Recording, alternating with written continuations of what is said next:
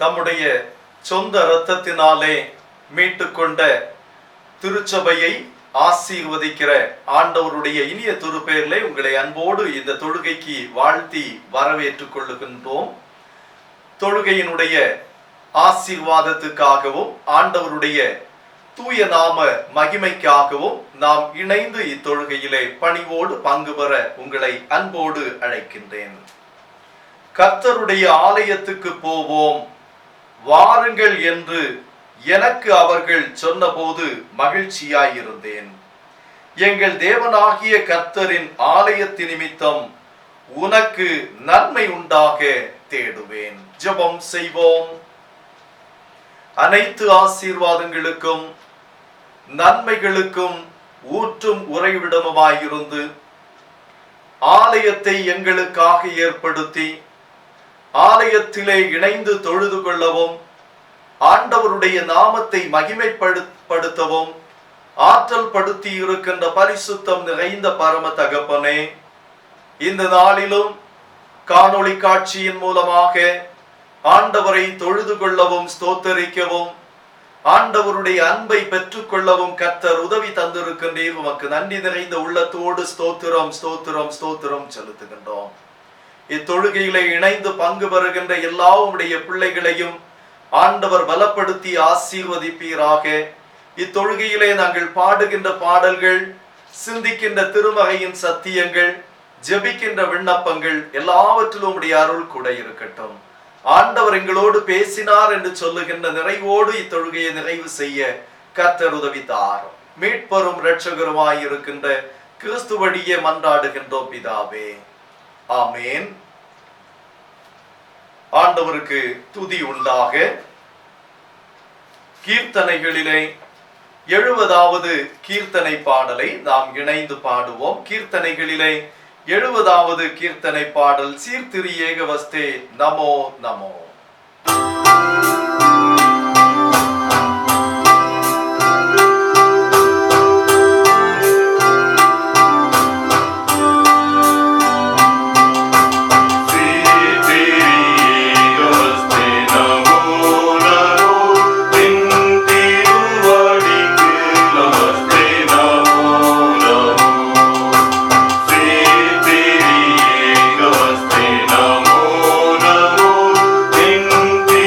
What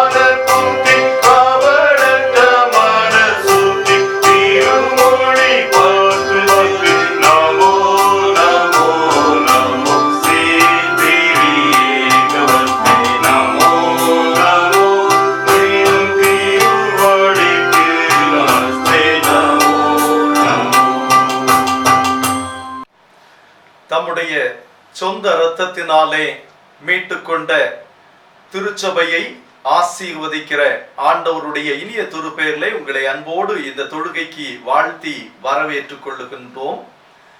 தொழுகையினுடைய ஆசீர்வாதத்துக்காகவும் ஆண்டவருடைய தூய நாம மகிமைக்காகவும் நாம் இணைந்து இத்தொழுகையிலே பணிவோடு பங்கு பெற உங்களை அன்போடு அழைக்கின்றேன்.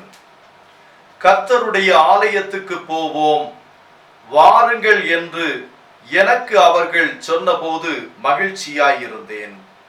எங்கள் தேவனாகிய கர்த்தரின் ஆலயத்தின் நிமித்தம் உனக்கு நன்மை உண்டாக தேடுவேன். ஜெபம் செய்வோம். அனைத்து ஆசீர்வாதங்களுக்கும் நன்மைகளுக்கும் ஊற்றும் உறைவிடமுமாயிருந்து ஆலயத்தை எங்களுக்காக ஏற்படுத்தி ஆலயத்திலே இணைந்து தொழுது கொள்ளவும் ஆண்டவருடைய நாமத்தை மகிமைப்படுத்தவும் ஆற்றல் படுத்தி இருக்கின்ற பரிசுத்தம் நிறைந்த பரம தகப்பனே, இந்த நாளிலும் காணொளி காட்சியின் மூலமாக ஆண்டவரை தொழுது கொள்ளவும் ஸ்தோத்தரிக்கவும் ஆண்டவருடைய அன்பை பெற்றுக் கொள்ளவும் கர்த்தர் உதவி தந்திருக்கின்றீர். உமக்கு நன்றி நிறைந்த உள்ளத்தோடு ஸ்தோத்திரம் ஸ்தோத்திரம் ஸ்தோத்திரம் செலுத்துகின்றோம். இத்தொழுகையிலே இணைந்து பங்கு பெறுகின்ற எல்லா உம்முடைய பிள்ளைகளையும் ஆண்டவர் பலப்படுத்தி ஆசீர்வதிப்பீராக. இத்தொழுகையிலே நாங்கள் பாடுகின்ற பாடல்கள், சிந்திக்கின்ற திருமறையின் சத்தியங்கள், ஜெபிக்கின்ற விண்ணப்பங்கள் எல்லாவற்றிலும் உம்முடைய அருள் கூட இருக்கட்டும். ஆண்டவர் எங்களோடு பேசினார் என்று சொல்லுகின்ற நிறைவோடு இத்தொழுகையை நிறைவு செய்ய கர்த்தர் உதவி தாரும். மீட்பரும் இரட்சகருமாய் இருக்கின்ற கிறிஸ்து வழியே மன்றாடுகின்றோம் பிதாவே, ஆமேன். ஆண்டவருக்கு துதி உண்டாக. கீர்த்தனைகளிலே 70வது கீர்த்தனை பாடலை நாம் இணைந்து பாடுவோம். கீர்த்தனைகளிலே 70வது கீர்த்தனை பாடல் சீர்திரி ஏகவஸ்தே நமோ நமோ.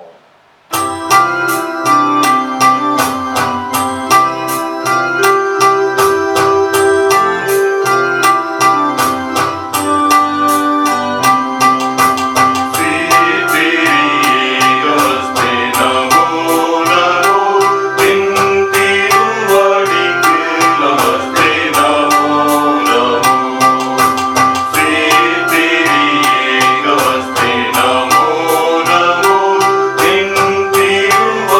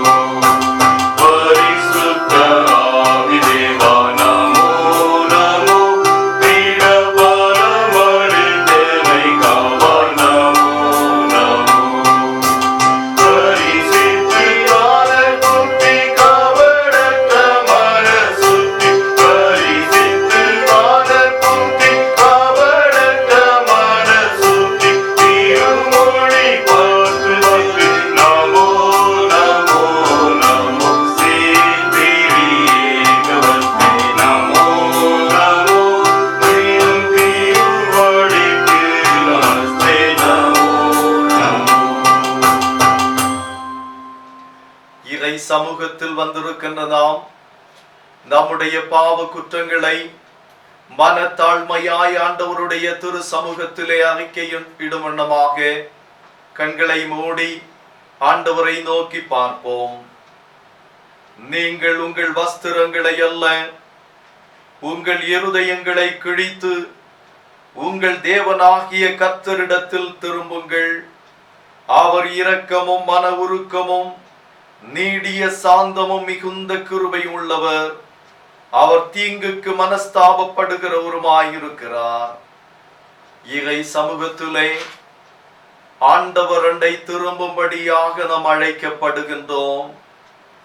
உலகத்திற்கு நேராக, உலக பொருட்களுக்கு நேராக, உலக வாழ்வுகளுக்கு நேராக நம்பிக்கை கொண்டு உலகத்துக்கு நேராக திரும்பி இருக்கின்ற நம்முடைய உள்ளங்கள் ஆண்டவருக்கு நேராக, உன்னதருக்கு நேராக திரும்பும்படியாக ஆண்டவர் நம்மை அழைக்கின்றார். இளைய குமாரன் உலகத்தை நோக்கி ஓடினான். இந்த உலகம் எனக்கு போதும் என்றான். உலகத்தினுடைய இன்பங்களும் உலகத்தினுடைய நன்மைகளும் எனக்கு நீர் தந்தால் போதும், இந்த உலகத்திலே நான் வாழ்ந்திருப்பேன், மகிழ்ந்திருப்பேன், நிறைந்திருப்பேன் என்று சொல்லி உலகத்தை நோக்கி ஓடினான். ஆனால் உலகம் ஒரு நாள் கைவிட்டது, நண்பர்கள் ஒரு நாள் கைவிட்டார்கள், உறவினர்கள் ஒரு நாள் கைவிட்டது, அவன் நம்பியிருந்த செல்வம் ஒரு நாள் அவனை கைவிட்டது, அவனை நம்பினவர்கள் எல்லோரும் கைவிட்டார்கள். ஆனால் ஒரு நாளிலே அவன் தன்னை உணர்கின்றான். பந்திக்கு கிடைக்கின்ற தவிடு கூட எனக்கு கிடைக்கவில்லையே என்று சொல்லி ஏங்குகின்றான். பரிதாபமாய் தன்னை உணர்ந்தவனாக நான் எழுந்து என் தகப்பனிடத்திற்கு போய், தகப்பனே, பரத்துக்கு விரோதமாகவும் உமக்கு முன்பாகவும் பாவம் செய்தேன்.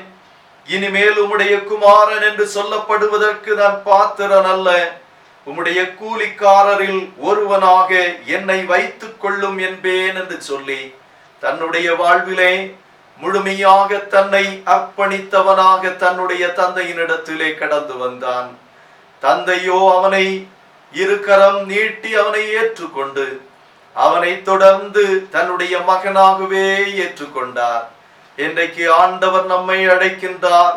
சிலுவையிலே உனக்காக நான் இரத்தம் சிந்தினேன், உனக்காக கண்ணீர் சிந்தினேன், உனக்காக என்னுடைய ஜீவனை கொடுத்தேன், நீ என்னண்டை வரமாட்டாயா என்று சொல்லி சிலுவையிலிருந்து வடிகின்ற இரத்தம் நம்மை அழைத்து கொண்டிருக்கின்றது. தன்னுடைய சொந்த இரத்தத்தினாலே திருச்சபையை உருவாக்கி அந்த திருச்சபையின் மூலமாக ஆண்டவர் நமக்கு அழைப்பு கொடுக்கின்றாரே. இன்றைக்கு நம்மண்டை வருகின்ற அழைப்பை தட்டி விடுவோமே என்று சொன்னால் இந்த இளைய குமாரனை போல ஒரு நாள் பரிதபிக்க கூடியவர்களாய் மாறிவிடுவோம். தகப்பனே, உம்மண்டை நான் கடந்து வருகிறேன். ஆண்டவரே, என்னை மன்னியும், என் பாவங்களை மன்னியும், என்னை உம்முடைய பிள்ளையாக உருவாக்கும் என்று சொல்லி ஒரு விசை நம்மை தாழ்த்தி ஆண்டவருக்கு முன்பாக அர்ப்பணிப்போம். ஆண்டவர் நம்மை ஏற்றுக்கொண்டு நம்முடைய பாவங்களை மன்னித்து நம்மை நிலை வாழ்வுக்கு நேராய் வழி நடத்துவதற்கு உண்மை உள்ளவராய் இருக்கிறார். மௌனமாக நம்முடைய தவறுகள் மீறுதல்களை ஆண்டவருக்கு முன்பாக அறிக்கை செய்வோம். பாவ மன்னிப்பின் நிச்சயத்தை பெற்றுக் கொள்ளுவோம். சர்வ வல்லமையும் மிகுந்த இரக்கமுள்ள ஆண்டவர் மன்னிப்பையும் பாவ நிவர்த்தியும் நமக்கு கட்டளையிட்டருளி வாழ்க்கையை சீர்படுத்துவதற்கான காலத்தையும் தமது பரிசுத்த ஆவியின் கிருபையையும் தேற்றுதலையும் தந்தருள்வாராக. ஆமேன். பாவ மன்னிப்பின் நிச்சயத்தை பெற்றுக் கொண்டவர்களாகிய நாம் கர்த்தருடைய கரத்திலிருந்து பெற்றுக் கொள்ளுகிற நன்மைகளுக்காக ஆண்டவருக்கு நாம் நன்றி செலுத்துவோம். கடந்து வந்த பாதைகளை நாம் எண்ணி பார்ப்போம். ஒவ்வொரு நாளும் ஆண்டவரால் தாங்கப்படுகின்ற அனுபவங்கள் நமக்கு கிடைத்தது. ஆண்டவருக்கு நாம் நன்றி செலுத்துவோம். நம்முடைய பிள்ளைகளுடைய வாழ்விலே ஆண்டவர் தந்திருக்கின்ற கிருபைகளுக்காக ஆண்டவரை ஸ்தோத்தரிப்போம். நம்முடைய குடும்பத்திலே ஆண்டவர் ஒவ்வொரு நாளும் சுகம், பலன், ஆரோக்கியம் தந்து வழி நடத்துகின்றாரே, ஆண்டவருக்கு நாம் நன்றி செலுத்துவோம். கர்த்தருடைய கிருபைகள் நம்முடைய வாழ்வில் ஒவ்வொரு நாளும் நிறைவாயிருக்கின்றதே, ஆண்டவரை ஸ்தோத்தரிப்போம்.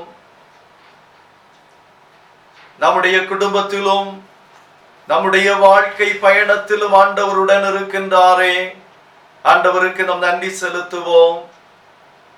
திருமகையினூடாய் திருச்சபையினூடாய் நாம் பெற்றுக்கொள்ளுகின்ற எல்லா அருள் வார்த்தைகளுக்காகவும் ஆண்டவரை போற்றி நிற்போம்.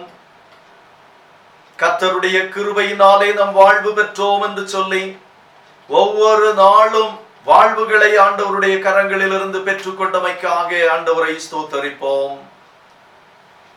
நம்முடைய பணிகளிலே ஆண்டவர் போதுமானவராக இருக்கின்றார்.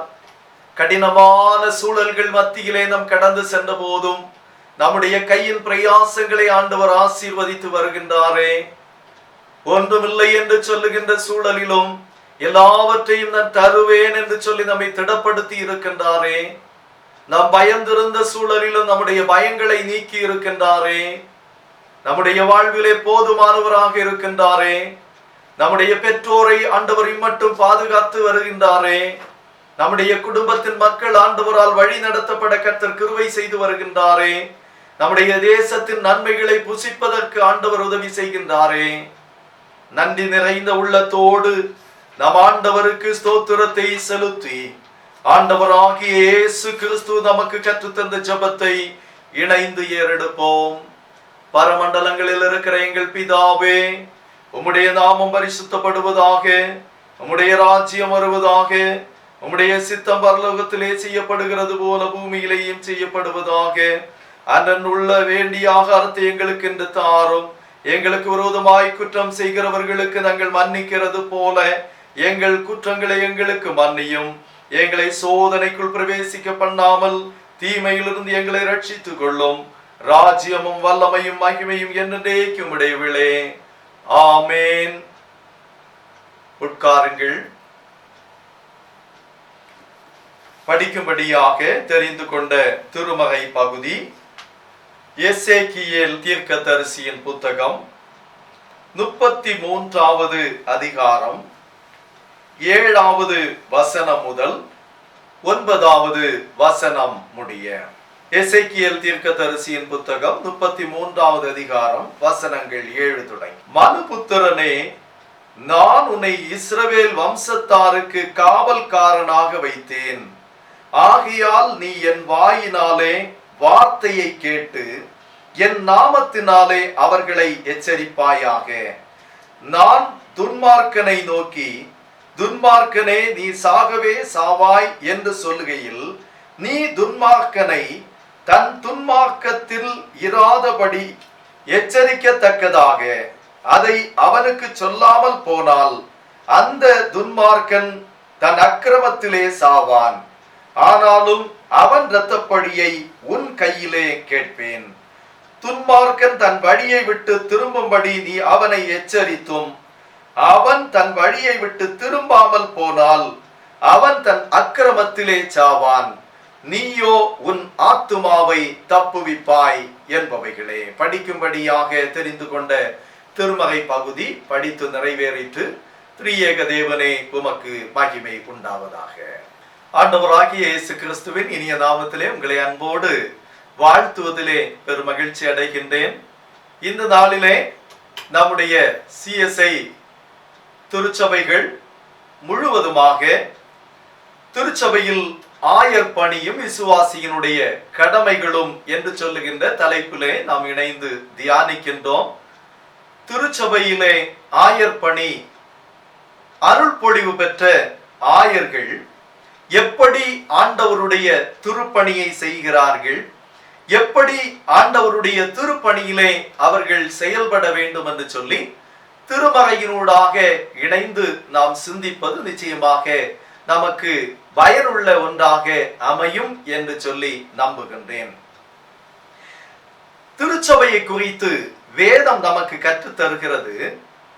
அப்போஸ்தலர் 20வது அதிகாரத்தினுடைய 28வது வசனம் சொல்லுகிறது, உங்களை குறித்தும் தேவன் தம்முடைய சுய இரத்தத்தினாலே சம்பாதித்துக் கொண்ட தமது சபையை மேய்ப்பதற்கு பரிசுத்த ஆவி உங்களை கண்காணிகளாக வைத்த மந்தை முழுவதையும் குறித்து எச்சரிக்கையாய் இருங்கள்.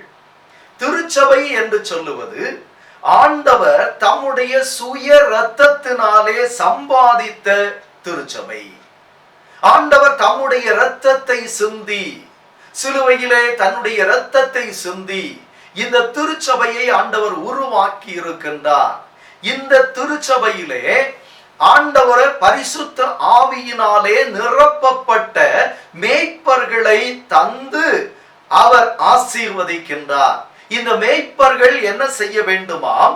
மந்தை முழுவதையும் குறித்து எச்சரிக்கையாயிருக்க வேண்டும் என்று சொல்லி ஒரு அழகிய அழைப்பு திருச்சபையை குறித்தும் மேய்ப்பர்களை குறித்தும் அவர்களுடைய பணிகளை குறித்ததான ஒரு அழகிய அழைப்பு இந்த திருவசனத்திலே வருவதை நம்மால் கண்டுகொள்ள முடிகின்றது. இந்த திருச்சபையிலே மேய்ப்பர் பணிக்கு வைக்கப்பட்டிருக்கின்ற ஆயர்கள் ஆண்டவரால் அபிஷேகம் பண்ணப்பட்டவர்கள். ஆண்டவரால் அபிஷேகம் பண்ணப்பட்ட ஆயர்கள் ஆண்டவருடைய ஆலயத்திலே திருப்பணிக்காக வைக்கப்பட்டு அவர்களுக்கு கொடுக்கப்பட்டிருக்கின்ற பொறுப்பு என்ன தெரியுமா? இந்த ஜனங்களை எச்சரிக்க வேண்டும். எசேக்கியேல் தீர்க்கதரிசியின் புத்தகம் 33வது அதிகாரத்தினுடைய 7வது வசனம் இவ்விதமாய் சொல்லுகிறது, மனுபுத்திரனே, நான் உன்னை இஸ்ரவேல் வம்சத்தாருக்கு காவல்காரனாக வைத்தேன். ஆகையால் நீ என் வாயிலே வார்த்தையை கேட்டு என் நாமத்திலே அவர்களை எச்சரிப்பாயாக.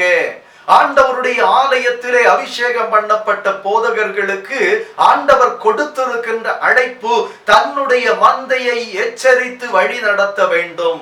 தன்னுடைய மந்தையை குறித்ததான கேள்வி அந்த ஆயரிடத்திலே கேட்கப்படும் என்பதை உணர்ந்து கொண்டவர்களாக ஒவ்வொரு ஆயர்களும் தங்களுக்கு கொடுக்கப்பட்டிருக்கின்ற ஆடுகளின் மீது, தங்களுக்கு கொடுக்கப்பட்டிருக்கின்ற மந்தையின் மீது மிக கவனமாக இருந்து அவர்களை எச்சரித்து ஆண்டவருடைய பாதையிலே வழி நடத்த வேண்டிய மிக பெரிய பொறுப்பு கொடுக்கப்பட்டிருக்கிறது என்பதுதான் திருமறை நமக்கு கற்றுத் தருகிற உண்மை என்பதை நாம் புரிந்து கொள்ள வேண்டும். இந்த புரிந்து கொள்ளுதலின் அடிப்படையிலே நாம் திருமறையினூடாக கடந்து செல்லுவோமே என்று சொன்னால், முதலாவதாக வேதம் சொல்லுகிறது ஆயர் பணி என்று சொல்லுவது அழைக்கப்பட்டு ஆயர் பணி அழைப்பு கொடுக்கப்பட்டிருக்கிறது. இந்த ஆயர் பணி அழைக்கப்பட்டு ஆயர் பணி கொடுக்கப்பட்டிருக்கிறது. ஏதோ நாம் நினைப்பதை போன்ற ஒரு அனுபவம் அல்ல. ரோமர் 1வது அதிகாரம் 1வது வசனம் இவ்விதமாய் சொல்லுகிறது, இயேசு கிறிஸ்துவின் ஊழியக்காரனும் அப்போஸ்தலனாகும்படி அழைக்கப்பட்டவனும் தேவனுடைய சுவிசேஷத்திற்காக பிரித்தெடுக்கப்பட்டவனுமாகிய பவுலினுடைய அழைப்பை குறித்து வேதம் சொல்லும் போது அவன் எப்படிப்பட்டவன் என்று சொல்லி வேதம் சொல்லுகிறது தெரியுமா? இயேசு கிறிஸ்துவின் ஊழியக்காரனும் அப்போஸ்தலனாகும்படி அழைக்கப்பட்டவனாகிய பவுல். நாம் திருமறையினூடாக கடந்து செல்லுவோமே என்று சொன்னால் ஒவ்வொரு மனிதனுக்கும் ஆண்டவர் இந்த அழைப்பை கொடுக்கின்றார். ஊழியம் என்று சொல்லுவது அழைக்கப்பட்ட அழைப்பு பெற்று ஆயர் பணி செய்வதுதான் ஊழியத்தினுடைய மேன்மை. மோசேக்கு ஆண்டவர் அழைப்பு கொடுக்கின்றார். அவர் சொல்லுகிறார், நான் திக்குவாயும் மந்தனாவும் உள்ள மனுஷன், இத்தனை திரளான ஜனங்களை வழி நடத்தி செல்லுவதற்கு என்னிலே தகுதி இல்லை என்று சொல்லும் போது நான் உன்னோடு கூட இருப்பேன் என்று சொல்லி வாக்கு மாறாதவராயிருந்து மோசே இத்தனை திரளான ஜனங்களை வழி நடத்தக்கூடிய தலைவனாக மாறுகின்றான்.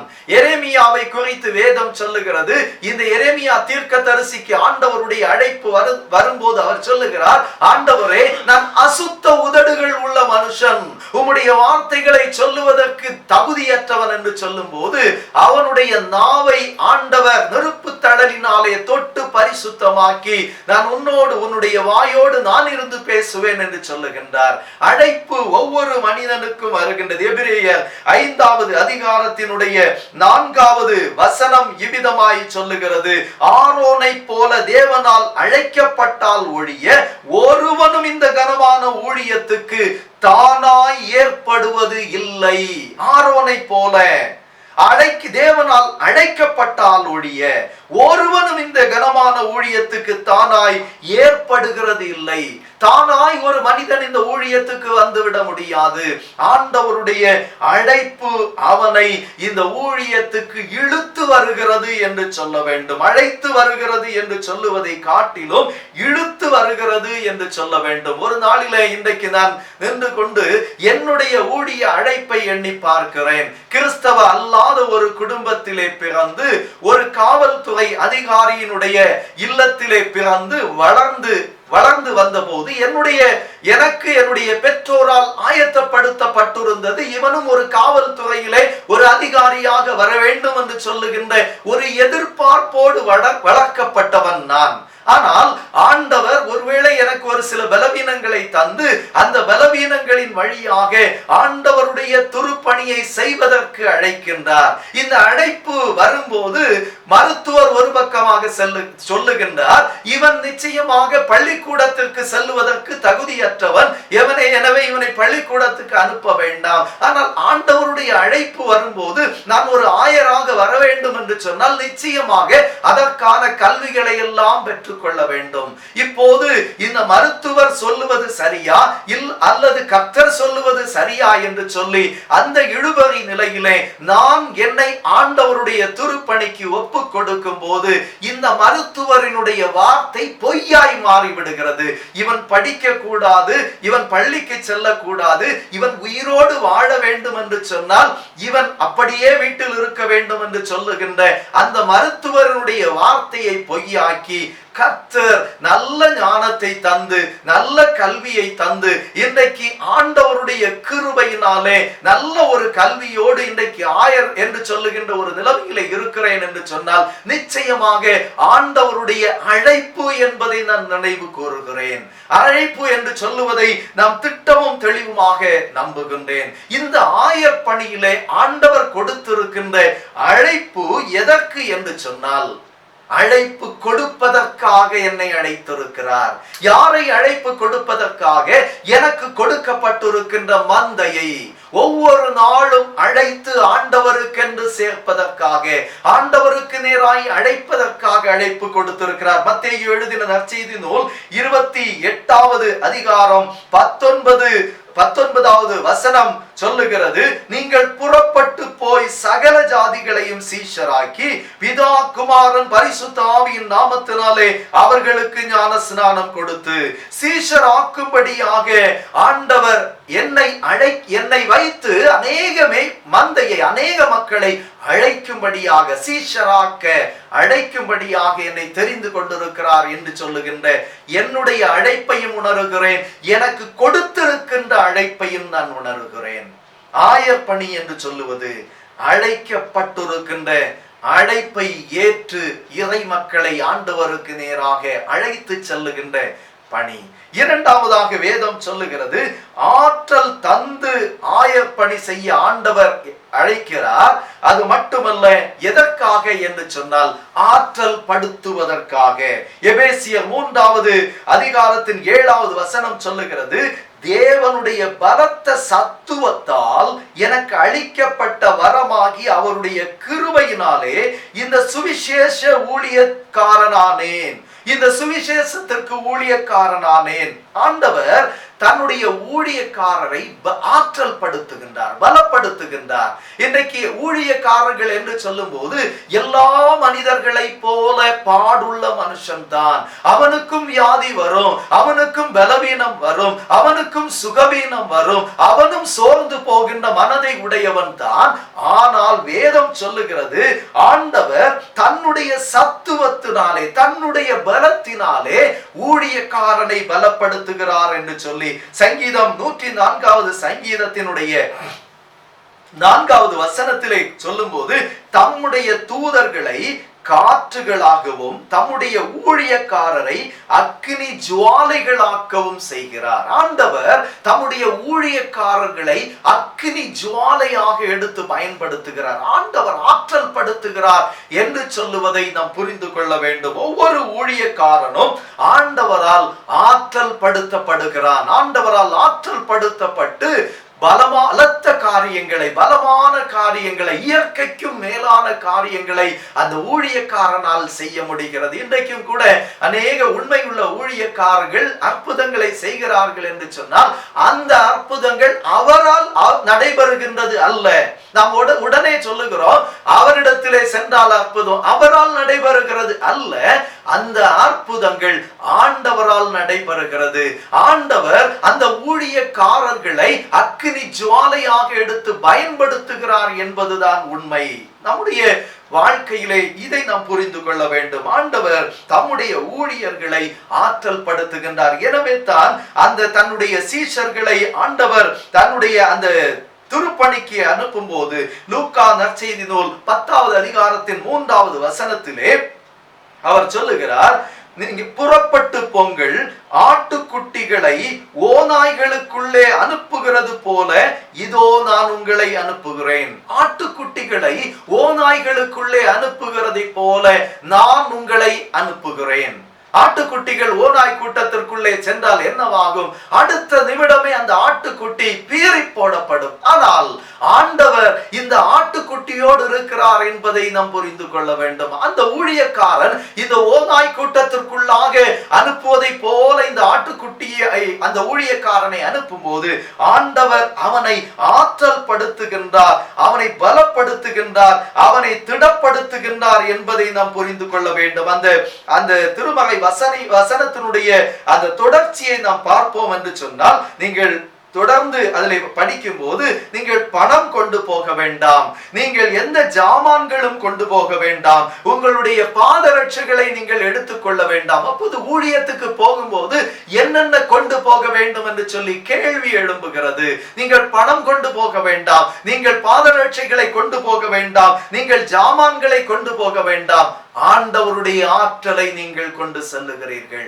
ஆண்டவருடைய ஆற்றலை நீங்கள் கொண்டு செல்லுகிறீர்கள். ஆண்டவருடைய ஆற்றலோடு ஒரு மனிதன் அங்கே உள்ளே கடந்து செல்லும் போது, ஓநாய்களுக்குள்ளே ஆட்டுக்குட்டியாய் கடந்து செல்லும் போதும் ஆண்டவர் அந்த ஊழியக்காரனோடு இருக்கிறார் என்பதை புரிந்து கொள்ள வேண்டும். ஆற்றல் தந்து ஆயர்பணி செய்ய ஆண்டவர் அழைக்கிறார். அதே வேளையிலே இந்த ஆற்றல் எதற்காக பயன்படுத்தப்பட வேண்டுமாம் தெரியுமா?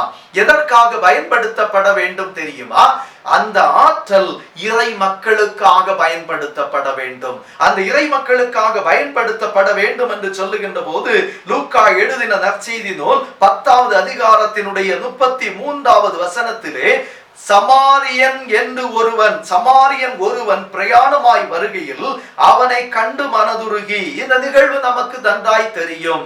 பிரயாணப்பட்டு செல்லுகின்ற போது ஒரு மனிதன் அடிபட்டு கள்ளர் கையிலே அகப்பட்டு குத்துயிராய் வழி அருகே கிடக்கின்றான்.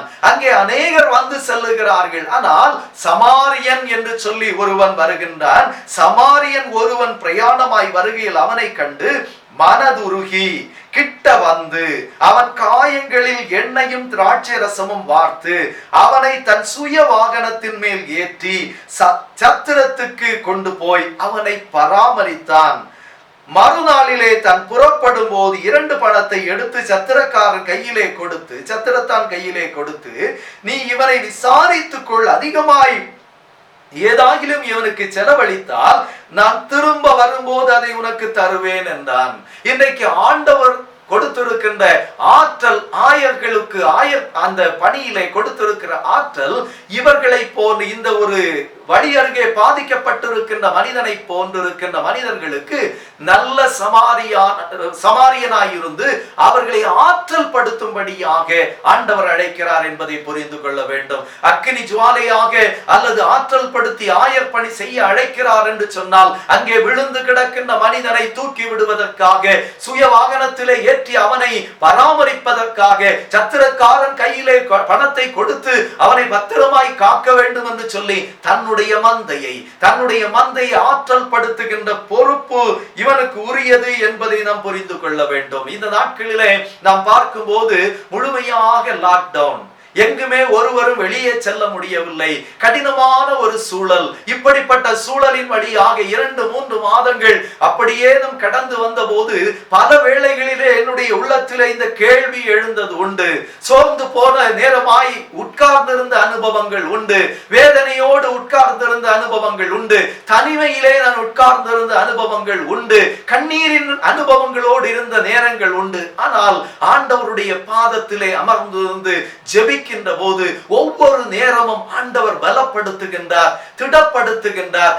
என்னென்ன நன்மைகள் வேண்டும் என்று சொல்லி நான் முழங்கால் படியிட்டு என் ஆண்டவருடைய சமூகத்திலே கேட்கிறேனோ அந்தந்த நன்மைகளை அந்தந்த வேளையில் ஆண்டவர் தவறாது தந்தார் என்பதிலே, அதை சொல்வதிலே நான் மிகுந்த மகிழ்ச்சி அடைகிறேன். ஏன் என்று சொன்னால் இந்த நாட்களிலே எத்தனையோ பேர் வேதனையோடும் கஷ்டத்தோடும் இருக்கிறார்கள். அவர்களுக்காக, நம்முடைய மந்தையிலே இருக்கின்ற மனிதர்களுக்காக நான் ஜெபிக்கும்படியாக அழைக்கப்பட்டிருக்கிறேன் என்று சொல்லுகின்ற அவர்களையும் ஆண்டவர் ஆற்றல் படுத்த வேண்டுமே என்று சொல்லி ஜெபிக்கும் போது ஆண்டவர் இந்த இடத்திலே என்னையும் ஆற்றல் படுத்தினார் என்பதை நான் நினைவு கூர்ந்து ஆண்டவருக்கு நான் நன்றி உடையவனாக இருக்கிறேன். நாம் தொடர்ந்து திருமறையிலே பார்ப்போம் என்று சொன்னால், ஆயர் பணி என்று சொல்லுவது அருகில் இருந்து திருப்பணி செய்வது. மேய்ப்பன் தன்னுடைய ஆடுகளுக்கு அருகாமையிலே இருந்து அந்த ஆடுகளை வழிநடத்த வேண்டிய பொறுப்பு அவனுக்கு இருக்கிறது. ஆயர் பணி என்று சொல்லும் போது தன்னுடைய மந்தையை,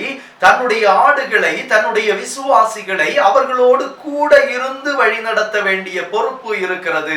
அதே வேளையிலே இந்த மேய்ப்பரோடு யார் இருக்கிறார் என்று சொன்னால் ஆண்டவர் கூட இருக்கிறார். எப்படி ஆயரோடு ஆண்டவர் கூட இருந்து அந்த ஆயரை வழி நடத்துகிறாரோ அதை போல அந்த ஆயர் தன்னுடைய மந்தையை வழி நடத்த வேண்டும். யோவான் நற்செய்தியாளர் 12வது அதிகாரத்தினுடைய 26வது வசனத்திலே சொல்லுகிறார், ஒருவன் எனக்கு ஊழியம் செய்கிறவனானால் என்னை பின்பற்ற கடவன், நான் எங்கே இருக்கிறேனோ அங்கே என் ஊழியக்காரனும் இருப்பான். நான் எங்கே இருக்கிறேனோ அங்கே என்னுடைய ஊழியக்காரனும் இருப்பான். ஊழியக்காரன் இருக்கின்ற இடத்திலே ஆண்டவர் கூட இருக்கின்றவராக, அந்த ஊழியக்காரனை வழி நடத்துகின்றவராக, ஊழியக்காரனுடைய தேவைகளை சந்திக்கிறவராக அருகில் இருந்து ஆயர்பணி செய்ய ஆண்டவர் அழைக்கின்றார். அருகாமையிலே இருக்கிறார். அது மட்டுமல்ல, அந்த திருமறையிலே நாம் உபாகம புத்தகம் 31வது அதிகாரத்தினுடைய 8வது வசனம் இவ்விதமாய் சொல்லுகிறது, கர்த்தர் தாமே உனக்கு முன்பாக போகிறவர், அவர் உன்னோடே இருப்பார், அவர் உன்னை விட்டு விலகுவதும் இல்லை, உன்னை கைவிடுவதும் இல்லை, நீ பயப்படவும் கலங்கவும் வேண்டாம் என்று சொல்லி மோசே தீர்க்கதரிசிக்கு, மோசேக்கு ஆண்டவர் வாக்கு கொடுக்கிறார். ஆண்டவரே, நான் திக்குவாயும் அந்த நாவும் உள்ள மனுஷன், இத்தனை திரளான ஜனங்களை வழி நடத்துவதற்கு தகுதி இல்லாதவன், ஆற்றல் இல்லாதவன் என்று சொல்லும் போது ஆண்டவர் என்ன சொல்லுகிறார் என்று சொன்னால், நான் உன்னோடு கூட இருப்பேன், அவர் உன்னோடே இருப்பார், அவர் உன்னை விட்டு விலகுவதும் இல்லை, உன்னை கைவிடுவதும் இல்லை என்று சொல்லி ஆண்டவர் மோசேயோடு கூட இருப்பதை நம்மால் கண்டுகொள்ள முடிகிறது. யோசுவாவுக்கு ஆண்டவர் வாக்குத்தத்தம் கொடுக்கும் போது, நீ உயிரோடு இருக்கும் நாளெல்லாம் ஒருவனும் உனக்கு முன்பாக எதிர்த்து நிற்பது இல்லை, நான் மோசேயோடு இருந்தது போல உன்னோடும் இருப்பேன், நான் உன்னை விட்டு விலகுவதும் இல்லை, உன்னை கைவிடுவதும் இல்லை என்று சொல்லி இந்த யோசுவாவுக்கு ஆண்டவர் வாக்கு கொடுக்கிறார். எங்கெல்லாம் ஆண்டவர் அழைப்பு கொடுத்தாரோ, எங்கெல்லாம் ஊழிய அழைப்பு கொடுத்தாரோ அங்கெல்லாம் ஆண்டவர் அந்த மக்களோடு கூட இருந்தார். எங்கெல்லாம் ஊழியர்களை ஆற்றல் படுத்தினாரோ அங்கெல்லாம் ஆண்டவர் அந்த ஊழியக்காரர்களோடு இருந்தார். அது மட்டுமல்ல, கூட இருந்து அந்த அழைப்பு பெற்ற எல்லா ஊழியக்காரரோடும் ஆண்டவர் கூட இருப்பதை நாம் திருமறையிலே கண்டுகொள்ள முடிகின்றது. இந்த திருப்பணி என்று சொல்லும் போது எதற்காக ஆண்டவர் அருகாமையில் இருந்து ஆற்றல் படுத்தி இந்த ஆயர்பணி செய்ய அழைக்கிறார் என்று சொன்னால், தன்னுடைய மந்தையோடு கூட ஆயர் இருக்க வேண்டும். இன்றைக்கு நமக்கு தெரியும், ஆயர் இல்லம் என்று சொல்லி ஒவ்வொரு திருச்சபையின் அருகாமையிலே ஒரு இல்லத்தை கட்டி வைத்திருப்பார்கள். எதற்கு என்று சொன்னால், ஆயர்கள் அந்த இடத்திலே தங்கி ஆண்டவருடைய திருப்பணியை செய்ய வேண்டும் என்று சொல்லுகின்ற அழைப்பு கொடுக்கப்பட்டிருக்கிறது என்பதை நாம் உணர்ந்து கொள்ள வேண்டும். இயேசுவில் அன்புக்குரியவர்களே, இந்த ஆயர் பணி செய்யும் போது அந்த மந்தையோடு கூட இருந்து ஆயர் பணி செய்யும்படியாக ஆண்டவர் திருச்சபையை கட்டி எழுப்பின அந்த பேதுருவினிடத்திலே அவர் சொல்லுவதை நம்மால் கண்டு கொள்ள முடிகின்றது. இந்த யோவான் நற்செய்தி நூல் 21வது அதிகாரத்தினுடைய 15வது வசனம் முதல் நாம் அந்த வசனங்களை படித்து பார்க்கும் போது, இயேசு சீமோன் பேதுருவை நோக்கி, யோனாவின் குமாரனாகிய சீமோனே, இவர்களிலும் அதிகமாய் நீ என்னிடத்தில் அன்பாயிருக்கிறாயா என்றார். அதற்கு அவன், ஆம் ஆண்டவரே, உம்மை நேசிக்கிறேன் என்பதை நீ அறிவீர் என்றான். அதற்கு, என் ஆட்டுக்குட்டிகளை மேய்ப்பாயாக.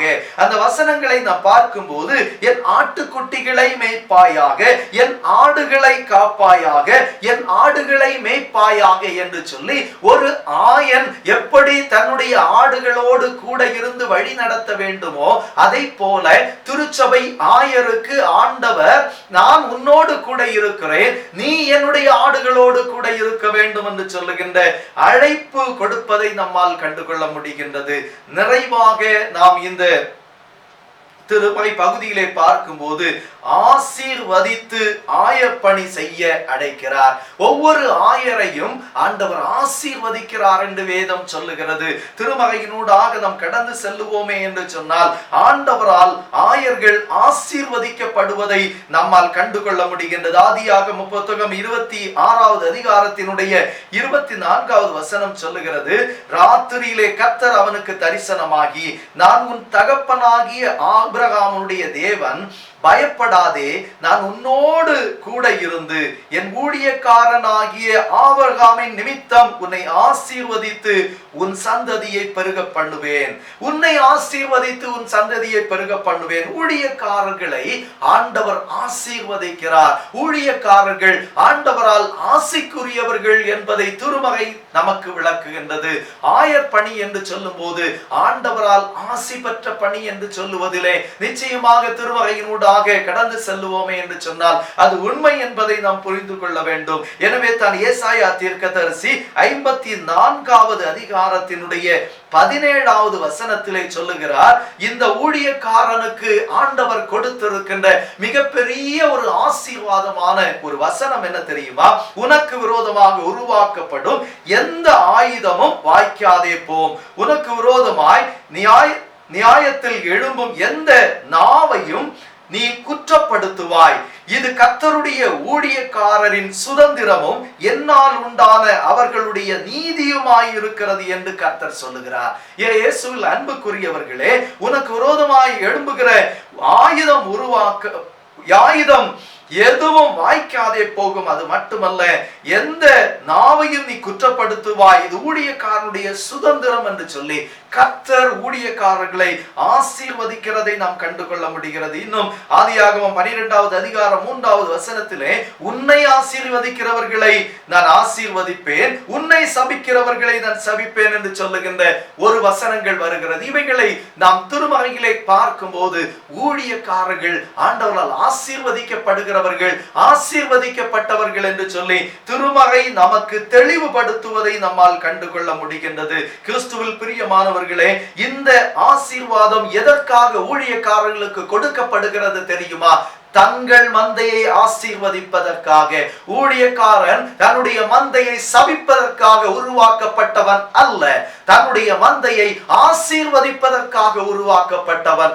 ஆண்டவர் ஒரு ஊழியக்காரனை ஆசீர்வதிக்கிறார் என்று சொன்னால் தன்னுடைய மந்தையை ஆசீர்வதிப்பதற்காக, தன்னுடைய மந்தையை ஆண்டவருடைய பாதையிலே வழி நடத்துவதற்காக, தன்னுடைய மந்தையை தன்னுடைய உதடுகளினாலே ஆசீர்வதிப்பதற்காக படைக்கப்பட்டவன் அல்லது உருவாக்கப்பட்டவன் என்பதை திருமறை வேதம் நமக்கு தெளிவாய் சுட்டி காட்டுகிறது.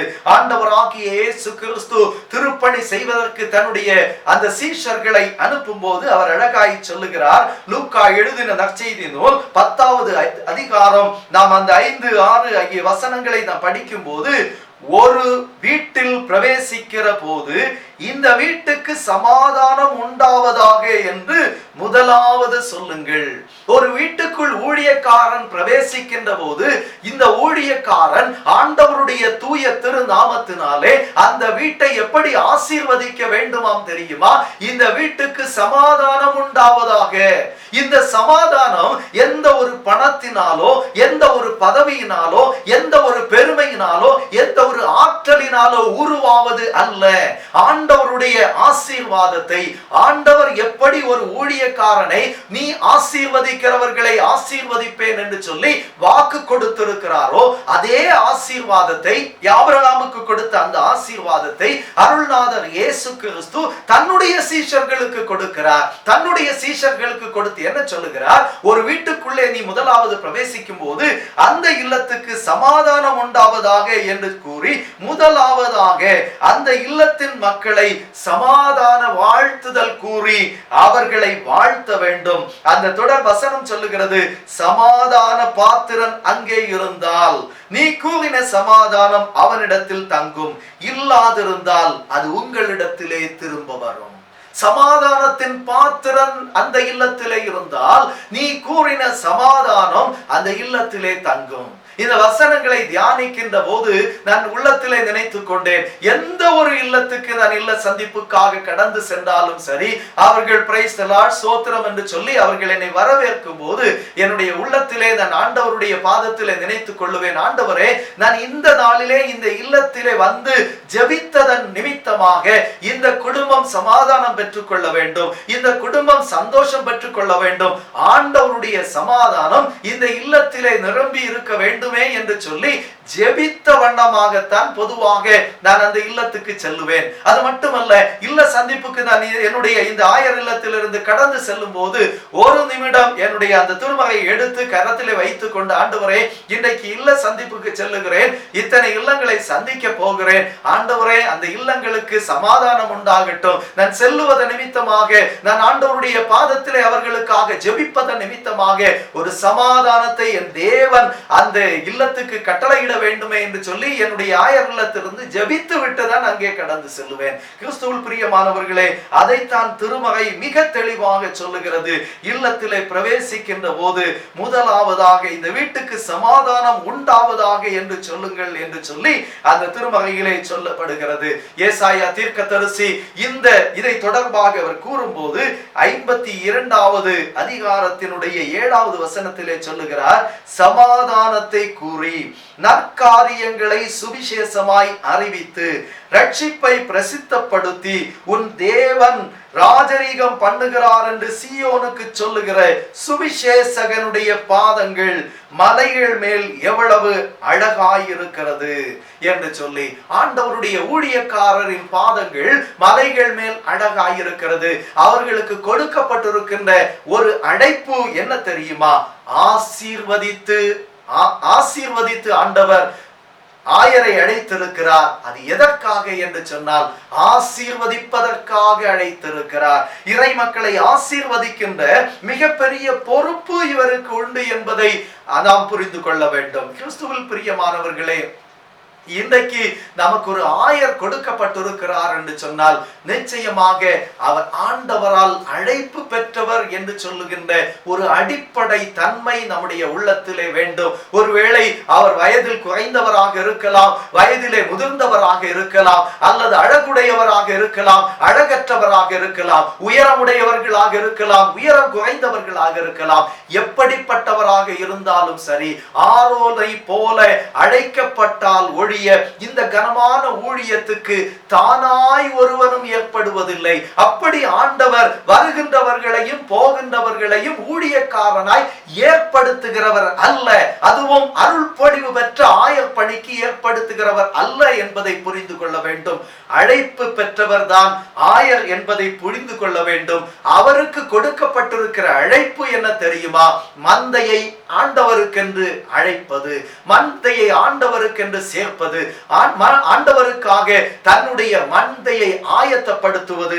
எனவே தான் நாம் வாசிக்க கேட்ட எசேக்கியேல் தீர்க்கதரிசியின் புத்தகம் 33வது அதிகாரத்திலே நாம் பார்க்கும்போது அங்கே வேதம் சொல்லுகிறது, துன்மார்க்கன் தன் வழியை விட்டு திரும்புகிறபடி நீ அவனை எச்சரித்தும் அவன் தன் வழியை விட்டு திரும்பாமல் போனால் அவன் தன் அக்கிரமத்திலே சாவான், நீயோ உன் ஆத்துமாவை தப்புவித்துக் கொள்ளுவாய். ஒரு ஊழியக்காரனுடைய அழைப்பு என்ன தெரியுமா? ஒரு மனிதனுக்கு தன்னுடைய மந்தைக்கு நீ செய்வது தவறு, நான் துன்மார்க்கனை நோக்கி, துன்மார்க்கனை 8வது வசனம் 33வது அதிகாரத்தினுடைய 8வது வசனம் சொல்லுகிறது, நான் துன்மார்க்கனை நோக்கி, துன்மார்க்கனே நீ சாகவே சாவாய் என்று சொல்லுகையில் நீ, அதாவது ஊழியக்காரன் துன்மார்க்கனை தன் துன்மார்க்கத்தில் இராதபடி எச்சரிக்கத்தக்கதாக அதை அவனுக்கு சொல்லாமல் போனால் அந்த துன்மார்க்கன் தன் அக்கிரமத்திலே சாவான், ஆனால் அவன் இரத்த பழிய உன் கையிலே கேட்பேன். இன்றைக்கு ஆண்டவர் தன்னுடைய அழைப்பை கொடுத்திருக்கிறார் என்று சொன்னால், இறை மக்களை ஆண்டவருக்கு நேராக எச்சரித்து அழைப்பு கொடுக்கும்படியாக ஆண்டவர் ஆற்றல் படுத்தி இருக்கிறார் என்று சொன்னால், இறை மக்களை ஆற்றல் படுத்துவதற்காக ஆண்டவர் அருகிலிருந்து ஆயரை ஆசீர்வதிக்கிறார் என்று சொன்னால், ஆயர் மக்களோடு இருந்து மக்களை ஆசீர்வதிக்க வேண்டும் என்பதற்காக இந்த ஆயரை ஆண்டவர் ஆசீர்வதிக்கிறார் என்று சொன்னால், சமாதான வாழ்த்துதல் கூறி அந்த இறை மக்களை ஆசீர்வதிப்பதற்காக ஆயர் பணி என்று சொல்லுவது, அழைப்பு பெற்ற பணி என்று சொல்லுவதை உணர்வோம். நிச்சயமாக ஆண்டவர் உங்களுக்கு தந்திருக்கின்ற ஆயருக்காக நாம் ஜெபிக்கவும், ஆயருக்காக ஒத்துழைப்பு கொடுக்கவும், ஆயருக்கு என்று சொல்லி நிச்சயமாக நீங்கள் ஒவ்வொரு நாளும் இறைவேண்டலிலே பங்கெடுக்கும் போது நிச்சயமாக ஒவ்வொரு திருச்சபையின் ஆயர்களும் மிகச் சிறப்பாக செயல்பட முடியும் என்பதிலே சந்தேகமில்லை. எப்படி ஆயருக்கு நாம் உதவி செய்ய வேண்டும் அல்லது எப்படி நாம் ஆயருக்காக ஜெபிக்க வேண்டும் என்று சொல்லி வருகின்ற வாரத்திலே நாம் இணைந்து தியானிப்போம். நிச்சயமாக இந்த நாளின் தியானம் நமக்கு ஆசீர்வாதமாக அமையும் என்பதிலே சந்தேகமில்லை. ஆண்டவர் உங்களை இந்த திருவசனங்களின் மூலமாக ஆசீர்வதிப்பாராக. ஆமென். கிறிஸ்துவில் பிரியமானவர்களே, ஆண்டவர் நமக்கு தந்திருக்கின்ற திருச்சபையை நாம் நினைவு கூறுவோம். ஆண்டவர் கண்மலையாகிய கிறிஸ்து நமக்கு கண்மலையாகிய திருச்சபையை நமக்கு தந்திருக்கின்றார். அந்த திருச்சபையின் மூலமாக நாம் பெற்று வருகின்ற எல்லா ஆசீர்வாதங்களுக்காக ஆண்டவருக்கு நாம் நன்றி செலுத்துவோம். இந்த வேளையிலும் நாம் இணைந்து, ஆண்டவரே, ஒருவேளை நாம் திருச்சபையிலே இணைந்து சென்று ஆராதிக்க இயலாவிட்டாலும் நான் இருக்கின்ற இடத்தை ஆண்டவருடைய திருச்சபையாக, ஆண்டவர் என்னை காக்கின்ற கண்மலையாக, என்னை தம்முடைய சிறகுகளினாலே மூடி என்னை காத்து என்னை வழி நடத்துகிறார் என்று சொல்லி நம்முடைய கண்களை மூடி இந்த பாடலோடு இணைந்து பாடி நம் ஆண்டவரை மகிமைப்படுத்தி ஜெபிப்போம்.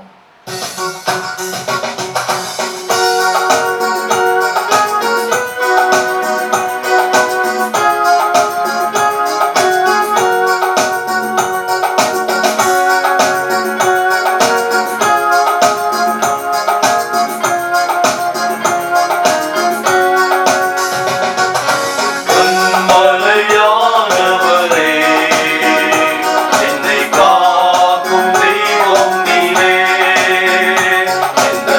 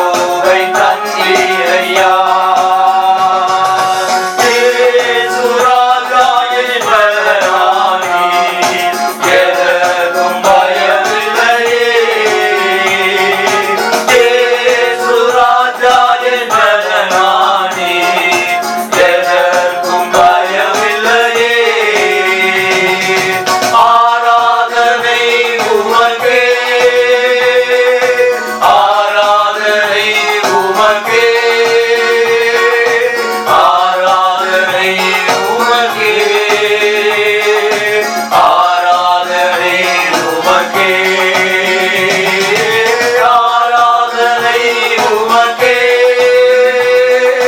ஆராதனை உமக்கே, ஆராதனை உமக்கே, ஆராதனை உமக்கே.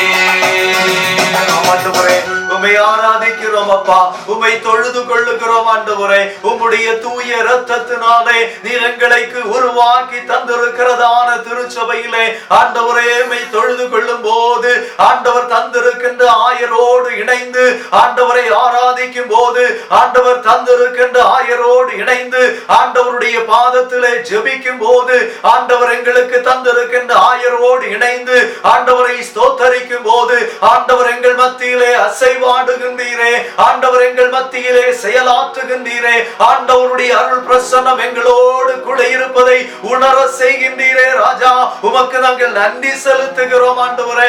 இந்த நாளிலும் நாங்கள் தியானித்த இந்த திருமறை வசனங்களினூடாக தகப்பனே நாங்கள் கடந்து செல்லும் போது ஆண்டவர் எங்களை அழைத்திருக்கிறீர். உம்முடைய திருப்பணியிலே ஆண்டவர் எங்களை அழைத்திருக்கின்றீர். உம்முடைய திருப்பணிகளிலே ஆண்டவர் எங்களை அதிகமாய் பயன்படுத்துகின்றீர். ஆண்டவர் ஒவ்வொரு நாளும் ஆண்டவரே எங்களை ஆசீர்வதிக்கும்படியாக எங்களை வழி நடத்தும்படியாக ஆயர்களை தந்திருக்கின்றீர். ஆண்டவரே எங்களுடைய திருச்சபையின் மூலமாக எங்கள் ஆயர்களின் மூலமாக திருமறையின் மூலமாக திருவார்த்தைகளின் மூலமாக ஆண்டவரே காணொளி காட்சிகளின் மூலமாக ஆண்டவரே இந்த ஆண்டவரே பிரசங்கங்களின் மூலமாக இந்த செய்திகளின் மூலமாக ஆண்டவரே இந்த ஜபங்களின் மூலமாக ஆண்டவர் எங்களை ஒரு வல்லமையாய் ஆண்டவர் பயன்படுத்துகின்றீர் என்று சொல்லி ஆண்டவரை ஒவ்வொருடைய பிள்ளைகளும் உணர்ந்து கொள்ளத்தக்கதாக இப்பொழுதே ஆண்டவருடைய பிள்ளைகளோடு ஆண்டவர் செயலாற்றும்படியாய் ஜெபிக்கிறோம். ஆண்டவரே இதோ கலங்காதே திகையாதே, நான் உன்னோடு கூட இருந்து நீ எட்டாததும் நீ அறியாததுமான பலத்த காரியங்களை உனக்கு செய்வேன் என்று சொன்னீரே ஆண்டவரே. அதே வண்ணமாக உம்முடைய பிள்ளைகளும் ஆசீர்வதிக்கப்படுகிற அனுபவங்களை உம்மோடு இணைந்து செயலாற்றுகின்ற அனுபவங்களை உம்மோடு இணைந்து ஆண்டவருடைய நாமத்தை மகிமைப்படுத்துகின்ற அனுபவங்களை என் தேவனுடைய பிள்ளைகளுக்கு தாருவே என்று சொல்லி உடைய பாதத்திலே நாங்கள் மன்றாடி ஜெபிக்கிறோம் அப்பா. உம்முடைய கிருபையின் கரம் உம்முடைய பிள்ளைகளை ஆட்கொண்டு வழி நடத்தும்படியாய் ஜெபிக்கிறோம் அப்பா.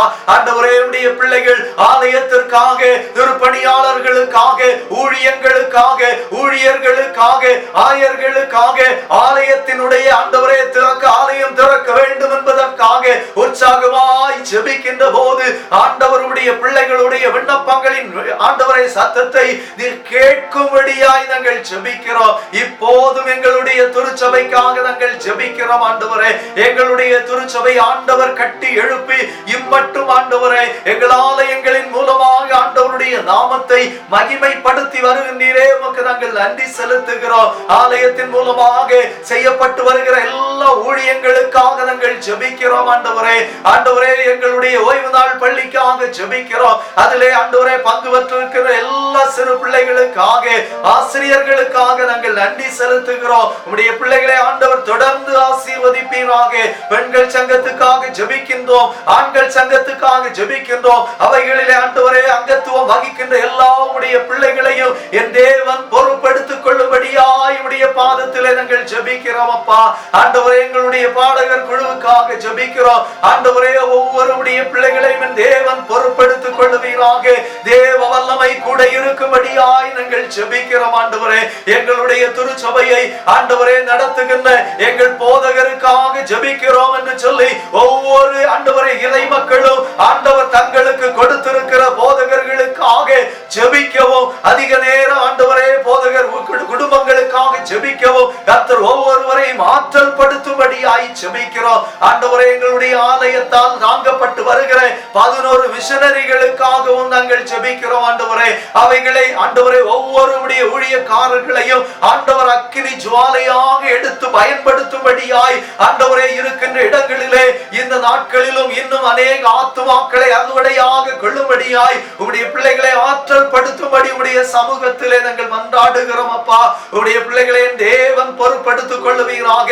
இந்த மிஷனரி ஊழியங்களை தாங்கி நிற்கின்ற குடும்பங்களை நாங்கள் நினைவு கூறுகிறோம். இந்த நெருக்கடியான காலகட்டங்களிலும் ஆண்டவரே இந்த மிஷனரி பணிகளை தாங்குவதற்கான ஆற்றலை ஒவ்வொரு குடும்பத்தின் பிள்ளைகளுக்கும் நீர் கட்டளையிடும்படியாய் நாங்கள் ஜெபிக்கிறோம் ஆண்டவரே.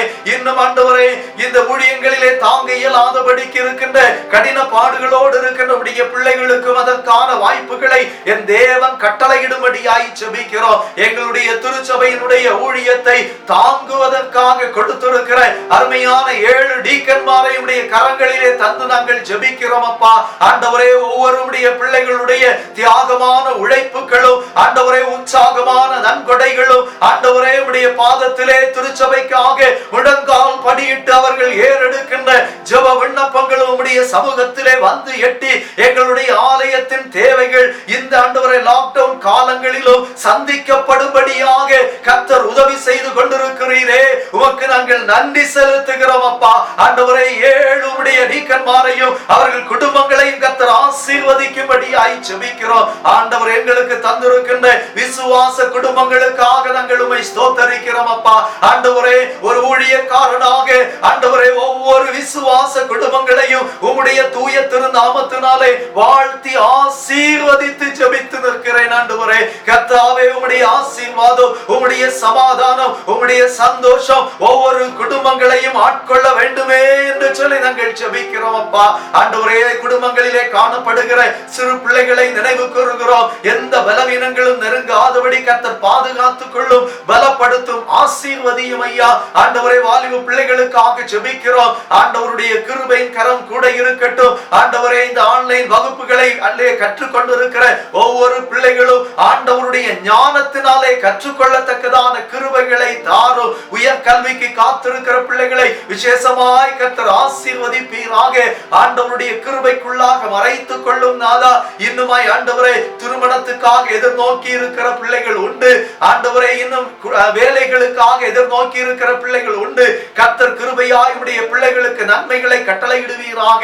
ஆண்டவரே திருமணமாகியும் இன்னும் எனக்கு குழந்தை செல்வம் இல்லையே, ஆண்டவரே என்னை ஒரு விசை கடாட்சி தருளுமே என்று சொல்லி மன்றாடி நிற்கிற உடைய பிள்ளைகளுக்கு என் தேவன் இரக்கமாய் கண்ணோக்கி உடைய பிள்ளைகளுக்கு ஆண்டவரே கர்ப்பத்தின் கனியை ஆசீர்வதித்து கொடுக்கும்படியாய் ஜெபிக்கிறோம். இந்த நாட்களிலும் ஆண்டவரே குழந்தை பெற்றுக் கொண்டு சொல்லி தங்களை ஆயத்தப்படுத்தி கொண்டிருக்கிற அருமையான சகோதரிகளை நினைவு கூறுகிறோம். உடைய பிள்ளைகளை ஆண்டவர் பலப்படுத்துவீராக, தைரியப்படுத்துவீராக, ஆற்றல் படுத்துவீராக என்று சொல்லி மன்றாடுகிறோம். ஆண்டவரே குடும்பங்களிலே சந்தோஷம் இன்றி, ஆண்டவரே சமாதானம் இன்றி, குடும்பத்திலே பிரச்சனையோடும் வேதனையோடும் வறுமையோடும் காணப்பட்டு கொண்டிருக்கிற ஒவ்வொரு குடும்பங்களின் தேவைகளையும் என் தேவன் சந்திக்கும்படியாய் ஜெபிக்கிறோம். கடன் பிரச்சனையோடு இருக்கிறவர்கள் உண்டு, இல்ல கட்டுமான பணிகளை செய்து கொண்டிருக்கிறவருடைய பிள்ளைகள் உண்டு. திருமணத்துக்கு என்று சொல்லி எதையாகிலும் நான் என்னுடைய பிள்ளைகளுக்காக சம்பாதிக்க வேண்டுமே என்று சொல்லி எதிர்நோக்கி இருக்கின்ற பிள்ளைகள் உண்டு.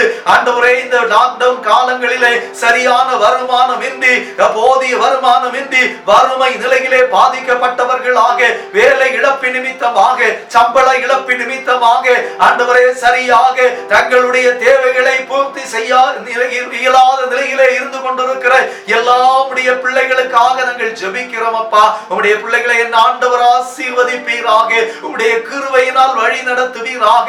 உம் மீது நம்பிக்கை கொண்டிருக்கிற உம்முடைய பிள்ளைகள் ஒரு போதும் சோர்ந்து போகாதபடிக்கு, ஒரு போதும் வீழ்ந்து போகாதபடிக்கு என் தேவனுடைய ஆண்டவரே திடப்படுத்துகின்ற கரம் உம்முடைய பிள்ளைகளை திடப்படுத்தும்படியாய் நாங்கள் ஜெபிக்கிறோம். நீங்க அப்படி செய்கிற தயவுக்காக நாங்கள் உமக்கு நன்றி செலுத்துகிறோம் அப்பா. ஆண்டவரே எங்களுடைய ஆண்டவரே விசுவாச குடும்பத்தின் ஆண்டவரே முதிய பெற்றோருக்காக நாங்கள் ஜெபிக்கிறோம். ஆண்டவரே வயோதிப நிலைமையிலும் ஆண்டவரால் தாங்கப்படுகின்ற அனுபவங்களை, ஆண்டவரால் வழி நடத்தப்படுகின்ற அனுபவங்களை தாரும் ஆண்டவரே. இந்த கொடிய காலங்களிலே நாங்கள் வாழ்ந்து கொண்டிருக்கிறோம் அப்பா. இந்த வைரஸின் தாக்கங்களினாலே ஆண்டவரே பல்வேறு நிலைமையிலே ஆண்டவரே பல்வேறு நிலைமையிலே பாதிக்கப்பட்டவர்களாக கடின பாடுகளோடும் ஆண்டவரே வேதனைகளோடும் ஆண்டவரே இருக்கின்றவருடைய பிள்ளைகளை நாங்கள் நினைவு கூறுகிறோம். ஆண்டவரே இந்த ஆண்டவரே கொடிய வைரஸினுடைய பயங்கள் உடைய பிள்ளைகளை விட்டு நீங்கி போகட்டும். உடைய பிள்ளைகளுடைய இல்லங்களிலே சமாதானம் உண்டாகட்டும், சந்தோஷம் பெருகட்டும், கிருபை உண்டாகட்டும். இந்த காணொளி காட்சியின் மூலமாக ஆண்டவரே இந்த ஆண்டவரே செய்தியை கேட்டு இந்த ஜெபத்திலே பங்கு பெற்றுக் கொண்டிருக்கிற எல்லாருடைய பிள்ளைகள் குடும்பங்களையும் என் தேவன் ஒரு வீசை தொட்டு ஆசீர்வதிக்கும்படியாய் ஜெபிக்கிறோம். ஆண்டவரே, எங்கள் இந்திய தேசத்தை கர்த்தர் பொறுப்படுத்திக் கொள்ளும். இந்த ஓமான் தேசத்தை கர்த்தர் பொறுப்படுத்திக் கொள்ளும். எங்கும் பரவி கொண்டிருக்கிற பொருளாதார வியாதிகளிலிருந்து விடுதலை தாரும். சந்தோஷத்தோடுமை ஆராதித்து தொழுது கொள்ளுகின்ற அனுபவங்களை நாங்கள் பெற்றுக்கொள்ளத்தக்கதாக எங்கள் ஆலயங்கள் திறக்கப்பட தேவன் அருள் தாரும். தேவ வல்லமை கூட இருக்கட்டும். கர்த்தருடைய செட்டை நிழலங்களுக்கு பாதுகாப்பா இருக்கட்டும். இந்த வாரத்திலும் ஆண்டவரே, தங்களுடைய பிறந்த நாட்களை சந்திக்கின்ற, தங்களுடைய திருமண நாளை சந்திக்கின்ற ஆண்டவருடைய பிள்ளைகளுக்காக ஒரு விசை நாங்கள் மன்றாடுகிறோம். தகப்பனே, புதிய ஆண்டு எப்படி இருக்குமோ என்று சொல்லுகின்ற கேள்விக்குறியோடு இல்லாதபடிக்கு இந்த புதிய ஆண்டை கர்த்தர் எங்களுக்கு ஆசீர்வதித்து தருவார். ஆண்டவர் எங்கள் குடும்பத்தை ஆசீர்வதிப்பார் என்று சொல்லி விசுவாசத்தோடு உடைய பிள்ளைகள் தங்களுடைய காலடிகளை முன்வைத்து செல்ல என் தேவன் அருள் தாரும். இந்த பரிசுத்த தொழுகையும் ஆண்டவரே, தங்களுடைய ஆண்டவரே உற்சாகமான பங்களிப்புகளினாலே தாங்கி நிற்கின்ற குடும்பங்களுக்காய் ஜெபிக்கின்றோம். உம்முடைய பிள்ளைகளை என் தேவன் ஆசீர்வதியும். உம்முடைய பிள்ளைகளுடைய குடும்பத்தின் ஆண்டவரே, இந்த ஆண்டவரை உற்சாகமான பங்களிப்பை கர்த்தர் ஏற்றுக்கொண்டு ஆண்டவர் அங்கீகரித்து ஆசீர்வதிக்கும்படியாய் ஜெபிக்கிறோம். இந்த தொழுகையிலே பங்கு பெற்ற எல்லா உடைய பிள்ளைகளும் உம்மால் நிரப்பப்படவும் உம்முடைய ஆசீர்வாதத்தின் நிறைவுகளை கண்டடையவும் கர்த்தர் அருள் தாரும். முழுமையாக உம்முடைய அன்பு கரங்களில் எங்களை தாழ்த்தி அர்ப்பணித்து ஜெபிக்கின்றோம். போதுமானவராய் ஆசீர்வதிக்கிற கர்த்தராய் வல்லமையின் தேவனாய் செயலாற்றி உம்முடைய நாமத்தை மகிமைப்படுத்தும். எங்கள் மீட்பரும் எங்கள் இரட்சகருமாய் இருக்கின்ற இயேசு கிறிஸ்துவின் இன்ப நாமத்தில் ஜெபிக்கிறோம். ஜெபங்கேளும் ஜீவனுள்ள நல்ல பிதாவே, ஆமென்.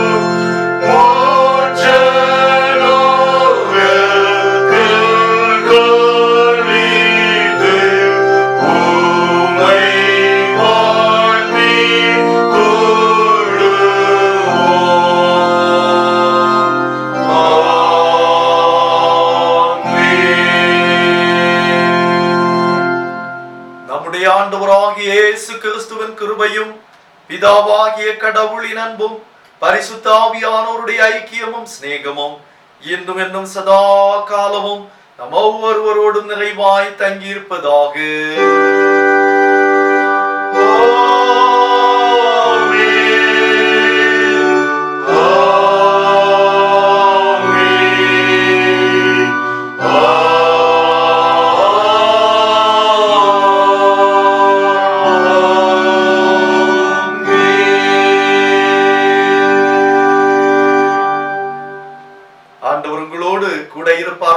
தொடர்ந்து ஆண்டவருடைய நாமத்தை மகிமைப்படுத்தி வாழ்வோம். ஆண்டவர் உங்களை ஆசீர்வதிப்பார்.